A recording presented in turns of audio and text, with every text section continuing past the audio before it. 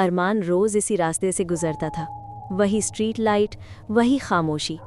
लेकिन उस रात लाइट के नीचे एक आदमी खड़ा था, लंबा, पतला, काला सूट, और वो नाच रहा था।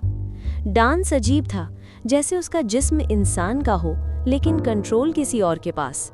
अरमान रुक गया। आदमी धीरे से उसकी तरफ घूमा। चेहरा सफ़ेद, आंखें खाली और मुस्कुराहट हद से ज़्यादा खिंची हुई। फिर डांस रुक गया। वो सीधा खड़ा हो गया और बिना होंठ हिलाए आवाज़ आई, तुम भी मुस्कुरा सकते हो। अरमान भागा, फुटस्टेप्स पीछे, तेज, फिर और तेज। घर पहुंचकर दरवाज़ा बंद किया। खिड़की से देखा, कोई नहीं।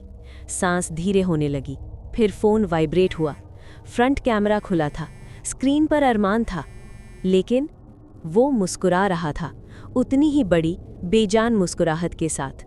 और उसके पीछे, कमरे के अंधेरे में, वही आदमी खड़ा था।